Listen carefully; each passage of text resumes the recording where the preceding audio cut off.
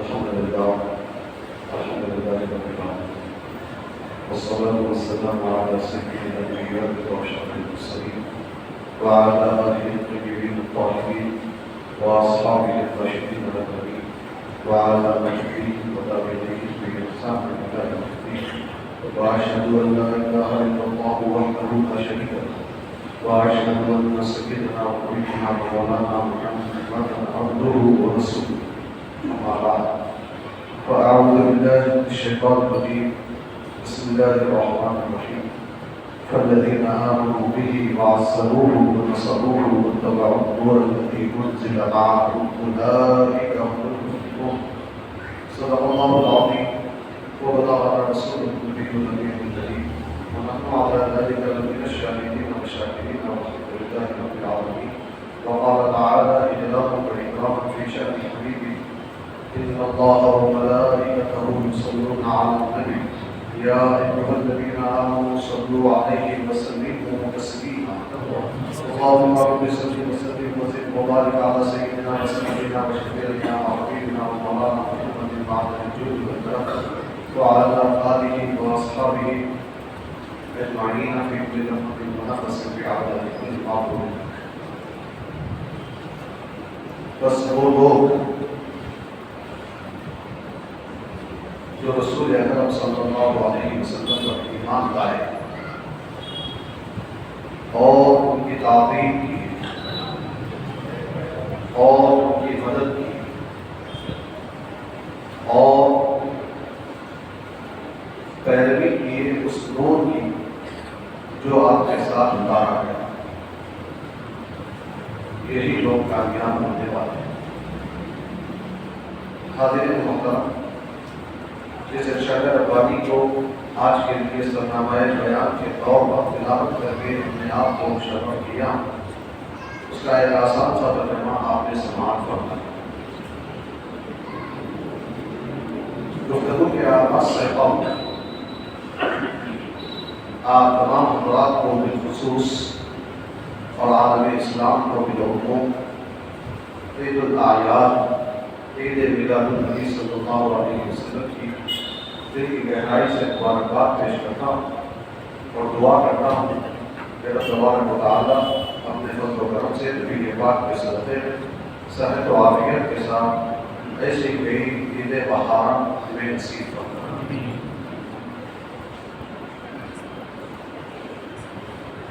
ویسے آج میرا عنوان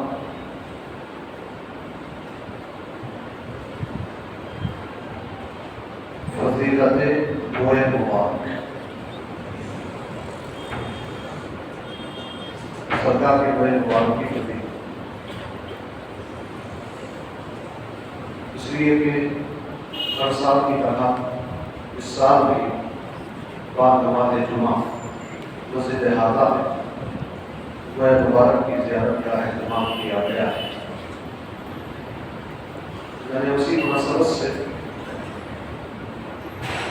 آج آپ کے سامنے معلومات رکھنے کا ارادہ کیا تھا، مگر ابھی جب مسجد میں میں نے حاضری کی، مسجد میں آیا تو ہمارے ذمہ داروں میں سے ایک ذمہ دار نے بزرگ نے یہ حکم دیا کہ عید میلاد النبی منانا کیسا ہے، اس عنوان پہ گفتگو کی ہے۔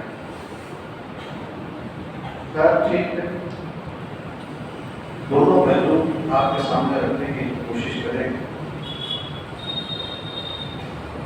جہاں تک رسول اکرم صلی اللہ علیہ وسلم کے موئے مبارک کی عظمت کی بات ہے تو ذہن میں رکھیں کہ سب سے عظیم اللہ کی ذات ہے،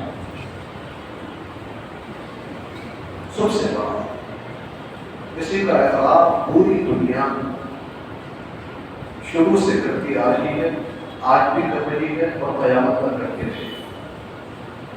اللہ اکبر کیا معنی؟ اللہ کی ریائی والا، اللہ بڑائی والا، ہر طرح کی عظمت، ہر طرح کی شان، ہر طرح کی بڑائی اسی ذات کبریائی کو زیب ہے۔ ہاں، اب بڑے سے جس کو جتنی نسبت ہو جائے وہ بھی اتنا ہی بڑا ہو.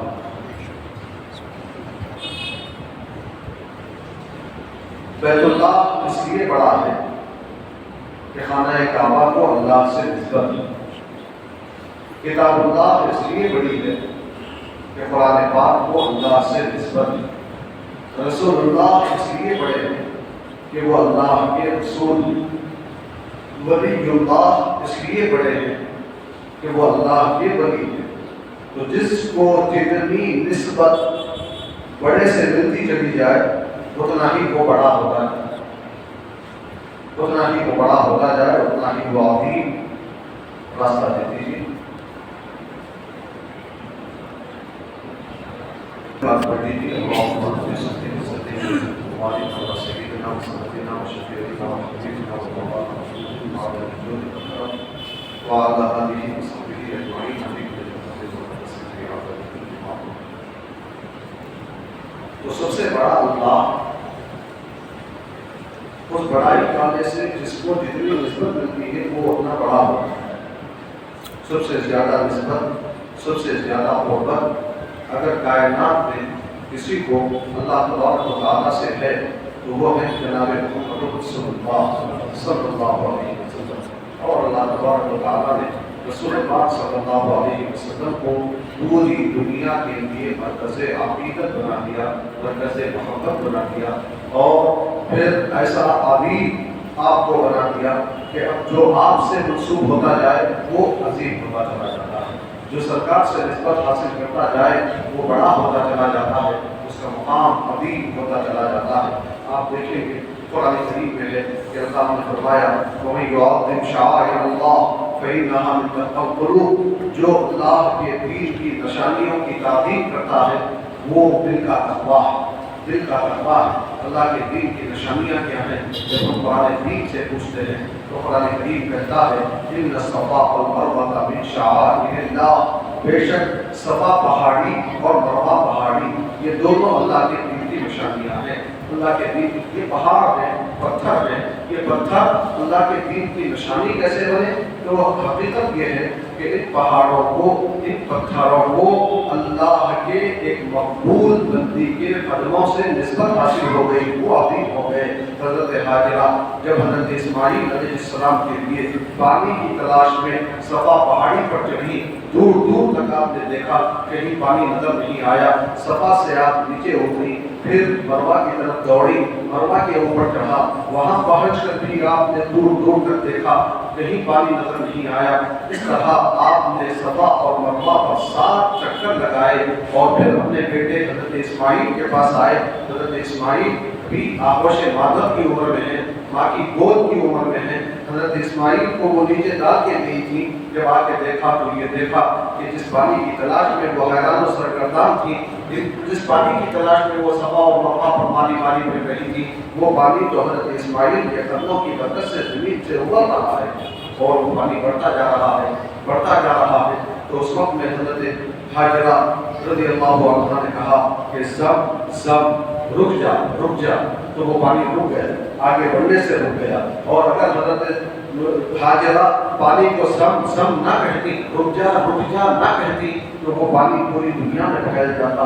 وہ پانی بڑی برکت والا پانی، اس لیے کہ اس پانی کو اللہ کے نبی حضرت اسماعیل علیہ السلام کے قدموں کی برکت حاصل ہو گئی. اور پھر اس کے بعد اسی پانی کو معراج کی رات جب رسول اکرم صلی اللہ علیہ وسلم کو سینے کو شق کیا گیا، آپ کے قلب مبارک کو نکال کر زمزم سے دھویا گیا، تو اس زمزم کو دوبارہ اسی کنویں میں ڈال دیا گیا.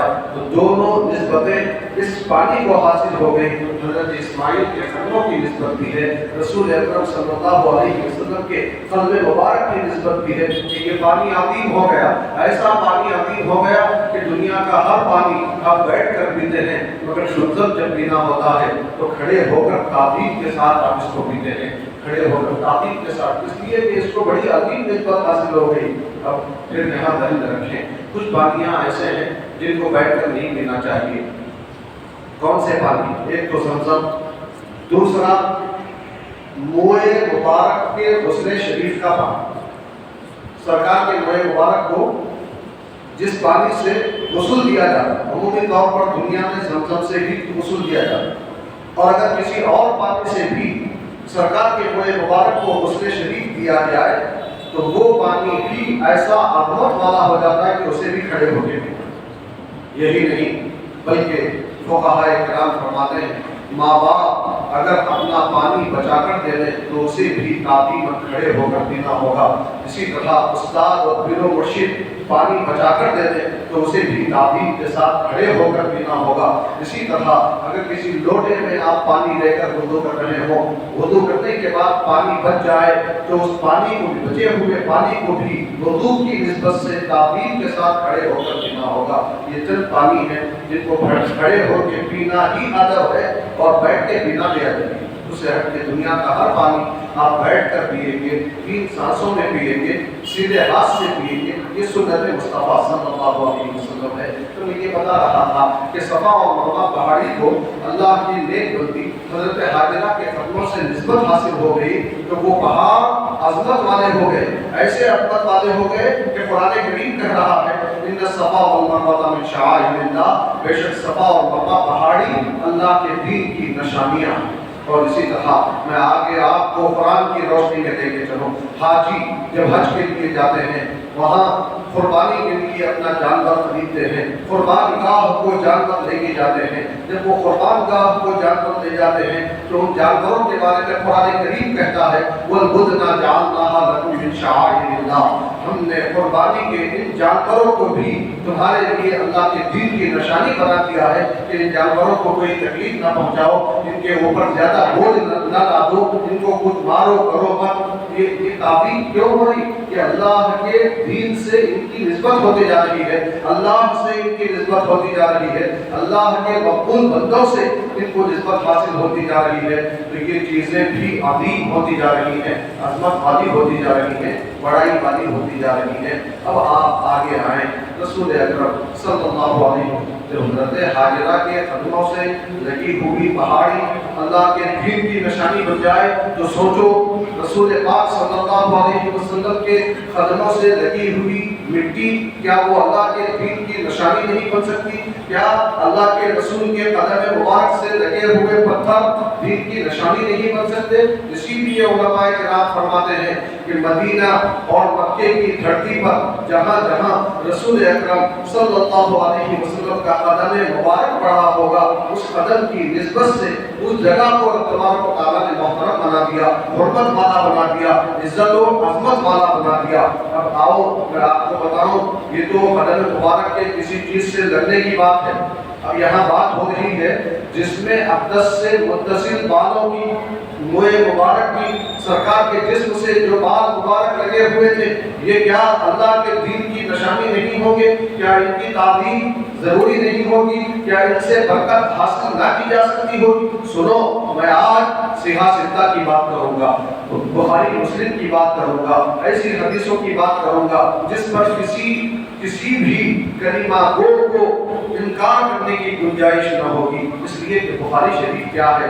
بخاری شریف کے بارے میں پوری دنیا کے مسلمانوں کا متفقہ فیصلہ ہے کہ اصح الکتب بعد کتاب اللہ تعالی صحیح البخاری، یہ تمام کتابوں میں اللہ کی کتاب کے بعد صحیح البخاری کا مقام ہے۔ صحیح بخاری کا، بخاری شریف کے حوالے سے میں آپ کے سامنے یہ حدیث رکھتا چلوں۔ حضرت سیدنا انس رضی اللہ تعالیٰ عنہ فرماتے ہیں کہ ان رسول اللہ صلی اللہ علیہ وسلم لما حلق راسہ، کہ جب رسول اکرم صلی اللہ علیہ وسلم نے اپنے سر مبارک کے بال نکلوائے، فکان ابو طلحہ اول ما من اخذ من شعره صلی اللہ علیہ وسلم۔ حضرت انس فرما رہے ہیں کہ دوسروں کے بعد کاٹنے کے بعد زمین پر گر جاتے ہیں،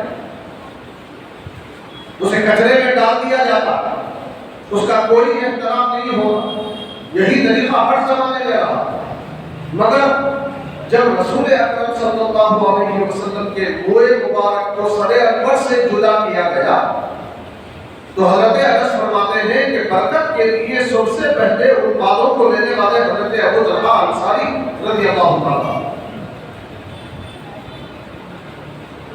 حضرت ابو طلحہ سے آپ پوچھیے عالم خیال میں کیا قرآن میں سرکار کے بالوں کو برکت کے لیے حاصل کرنے کا حکم دیا گیا ہے؟ کیا رسول پاک صلی اللہ علیہ وسلم نے ایسا کچھ حکم دیا ہے کہ تم میرے بالوں کو لے لو، اس سے برکت حاصل کرو؟ حضرت ابو طلحہ آپ کو عالم خیال میں یہ جواب دیتے نظر آئے گے کہ قرآن میں تو یہ چیز نہیں آئی، مگر ان بالوں کو نسبت ہے رسول اللہ سے اور رسول اللہ کو نسبت ہے اللہ سے.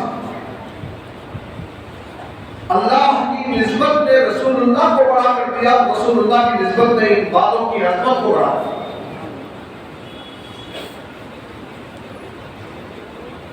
رسول پاک صلی اللہ علیہ وسلم نے ایک اور مرتبہ اپنے سر مبارک کے بال نکلوائے، یہ بھی بخاری شریف کی روایت. تو ایک طرف کے بالوں کو نکلوانے کے بعد حضرت انس رضی اللہ تعالیٰ عنہ کو دیا اور فرمایا کہ یہ لے جا کے ام سلمہ رضی اللہ عنہا کو دے دو، ام المؤمنین ام سلمہ. جب دوسری طرف کے بال سرکار نکلوانے لگے، صحابہ کرام آپ کے آگے پیچھے گھوم رہے تھے اور اس کوشش میں تھے کہ سرکار کا کوئی بال مبارک زمین پر گرنے نہ پائے، اسے ہاتھوں میں اٹھا کے محفوظ کرنے رہے. اب محفوظ کرنے کا فائدہ کیا ہوا؟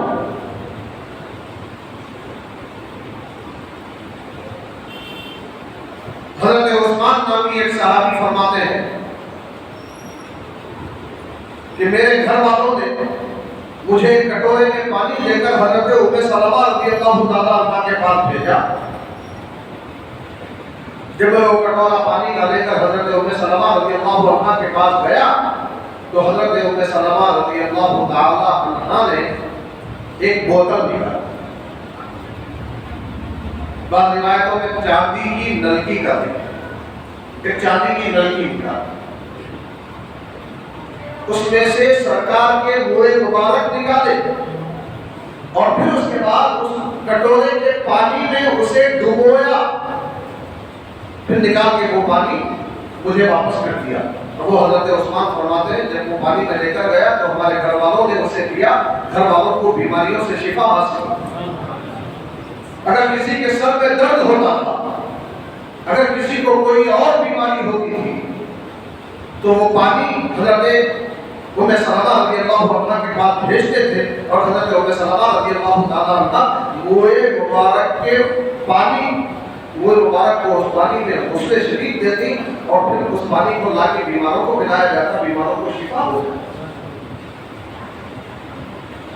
اب میں آپ سے پوچھتا ہوں، بخاری شریف جو قرآن کے بعد سب سے صحیح ترین کتاب ہے اور امام بخاری نے اپنی کتاب میں صرف صحیح حدیثوں کے لانے کا انتظام کیا ہے، اپنے اوپر لازم کر دیا کہ میں اس کتاب میں صرف صحیح حدیث لاؤں. پھر امام بخاری سے پوچھیے کہ آپ نے ان حدیثوں کو جس میں موئے مبارک کی عظمت ظاہر ہوتی ہے، ان کی فضیلت ظاہر ہوتی ہے، ان کی برکتیں ظاہر ہوتی ہیں، اپنی کتاب میں جگہ کیوں دی؟ کیا اس سے کوئی نماز روزے کا مسئلہ حل ہو رہا تھا؟ دین کے احکام میں سے کسی فرض حکم یا واجب حکم کی وضاحت ہو رہی تھی؟ نہیں. پھر امام بخاری نے ان اپنی حدیث کی کتابوں میں ان حدیثوں کو جگہ کیوں دی؟ تو امام بخاری یہ کہتے نظر آئیں گے کہ اے لوگوں، سرکار کی موئے مبارک کی برکتوں کو میں بھی مانتا ہوں، اس لیے میں نے بخاری شریف میں اس کو جگہ دی. موئے مبارک کی بڑی عظمت، بڑی شان، بڑا مقام، بڑا مرتبہ صحابہ اکرام کا کرتے عمل بتا رہا ہے. موئے مبارک کو عظیم سمجھتے تھے، برکت والا سمجھتے تھے، اس سے برکت حاصل کرتے تھے. اور اشارت میں اگر اس واقعے کی طرف آپ کے ذہن کو توجہ نہ کروں تو میں سمجھتا ہوں بات ادھوری رہ جائے.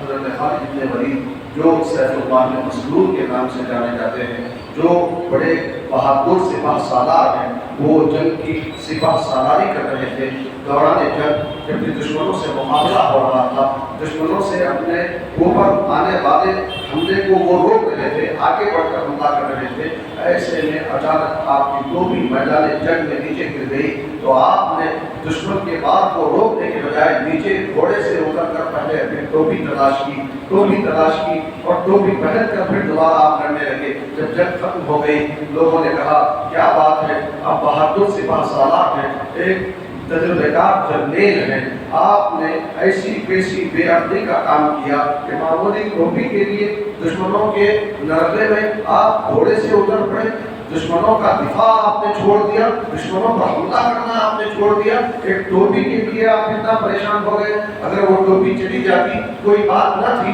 بعد میں ایسی کئی ٹوپیاں بنا لے سکتے تھے، تو اس وقت میں حضرت خالد بن ولید نے جو عرض کیا وہ سنہری حروف میں لکھے جانے کے قابل ہے۔ وہ فرماتے ہیں سنو، میں ٹوپی نہیں اٹھا رہا تھا، حقیقت یہ ہے کہ میری کامیابیوں کا ایک راز ہے، وہ راز یہ ہے کہ میری ٹوپی میں سرکار کے منہ مبارک سلے ہوئے ہیں، رکھے ہوئے ہیں، اور جب میں میدان جہاد میں جاتا ہوں تو یہی ٹوپی پہن کر دشمنوں کے مقابل میں آتا ہوں۔ میرے جو جوہر، میری تلوار کے جو جوہر تم دیکھتے ہو، یہ میرا کارنامہ نہیں ہے، یہ منہ مبارک کی برکت ہے، اس کی شان ہے، اس کی عظمت ہے کہ مجھے دشمنوں پر کامیابیاں حاصل ہوتی ہیں۔ میں حقیقت میں اپنی ٹوپی نہیں تلاش کر رہا تھا، وہ مبارک سے استمداد کر رہا تھا، مدد طلب کر رہا تھا، استعانت طلب کر رہا تھا، اسی کے ذریعے سے مجھے کامیابیاں ملی۔ یہ ہے وہ مبارک کی عظمت، فضیلت، جو اس کی تعظیم کرتے ہیں ان کو فائدہ ہوتا ہے، جو اس کی عظمت کو مانتے ہیں ان کی زندگی میں برکتیں آتی ہیں، بیماریوں سے شفا ملتی ہے، کہ ان کا دھوپن بھی، ان کا غسل مبارک کا پانی بھی اپنے اندر شفا کی صلاحیت رکھتا ہے۔ اور پھر جو وہ مبارک کی تعظیم نہیں کرتے، جو وہ مبارک کو وہ مبارک نہیں سمجھتے، ان کے بارے میں بھی ایک حدیث سماعت فرماتے چلیں۔ رسول پاک صلی اللہ علیہ وسلم نے ارشاد فرمایا کہ من آذا شعرۃ منی فقد آذانی، جس نے میرے ایک بال کو بھی تکلیف پہنچائی اس نے مجھے تکلیف پہنچائی، ومن آذانی فقد آذى اللہ، جس نے مجھے تکلیف پہنچائی اس نے اللہ کو تکلیف پہنچائی، ومن آذى اللہ، اور جس نے اللہ کو تکلیف پہنچائی لعنہ اللہ بالسماوات والارض، اللہ تعالیٰ ایسے شخص پر زمین اور آسمان بھر کر لعنتیں برساتا ہے۔ اللہ تعالیٰ مبارک کی کتنی بڑی عظمت سرکار دو عالم صلی اللہ علیہ وسلم خود باتیں فرما رہے ہیں۔ ایسے عظیم رسول جن کے وہ مبارک بھی بڑے عظمت والے ہیں، میلاد النبی کے موقع پر دنیا میں تشریف لائے، 12 ربیع الاول کو دنیا میں تشریف لائے۔ اب اللہ تبارک و تعالیٰ قرآن پاک میں فرما رہا ہے خذ بفضل اللہ وبرحمتہ فبذلک فلیفرحوا، اے حبیب صلی اللہ علیہ وسلم آپ فرما دیجئے کہ اللہ کی فضل و رحمت پر ایمان والوں کو چاہیے کہ خوشیاں منائیں، ایمان والوں کو چاہیے کہ خوشیاں منائیں اللہ کے فضل و رحمت پر۔ اللہ کا فضل کون ہے، اللہ کی رحمت کون ہے؟ تو قرآن کی روشنی میں ہمیں یہ جواب ملتا ہے وَقَالَ فَضْلُ اللَّهِ عَلَيْكَ عَظِيمًا، کہ اے نبی آپ پر اللہ کا بڑا فضل ہے، اور اللہ کہتا ہے وَمَا أَرْسَلْنَاكَ إِلَّا رَحْمَةً لِلْعَالَمِينَ، اے حبیب ہم نے آپ کو ساری عالموں کے لیے رحمت بنا کر بھیجا ہے۔ تو سب سے بڑا فضل اگر دنیا میں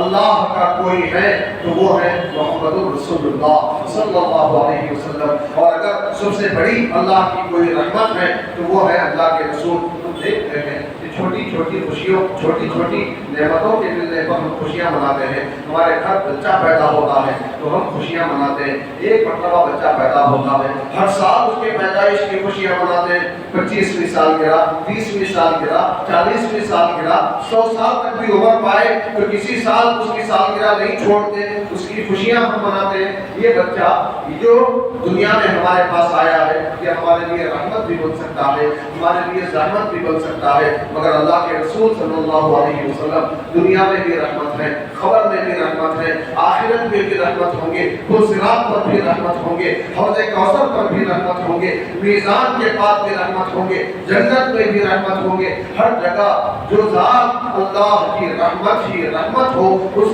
ذات کے تشریف آوری پر اگر ہم خوشیاں نہ منائیں تو پھر بہت سی رحمت پر خوشیاں منانا جائز ہو سکتا ہے۔ آپ سوچیں اور غور کریں کہ اللہ کا بڑا فضل ہے، اللہ کا بڑا فضل، ایسا بڑا فضل کہ اللہ تعالیٰ نے خود حدیث قدسی میں ارشاد فرمایا لولاک لما خلقت الافلاک، اے حبیب اگر آپ نہ ہوتے تو میں دنیا ہی کو پیدا نہ کرتا، دنیا ہی کو پیدا نہ کرتا۔ دنیا پیدا ہوئی سرکار کے صدقے میں، رمضان کی عید ملی سرکار کے صدقے میں، بقرعید ملی سرکار کے صدقے میں، دنیا کی پوری عیدیں، دنیا کی پوری خوشیاں ہمیں ملی ہیں، ہمیں ہماری زندگی بھی ملی ہے جو سرکار کے صدقے میں ملی ہے، جو سرکار کے صدقے میں ہمیں ہماری زندگیاں ملی ہیں، اور دنیا کی پوری خوشیاں ملی ہیں تو سرکار کی آمد کا دن، سرکار کی ولادت کا دن، سرکار کی میلاد کا دن کیوں نہ خوشی کا باعث ہوگا؟ جو اس دن عید نہیں منائی جائے گی بلکہ اس کو عید الاعیاد کہا گیا، تمام عیدوں کی عید، تمام جو اس لیے کہ سرکار نہ آتے تو کوئی اور عید ہمیں نہ ملتی۔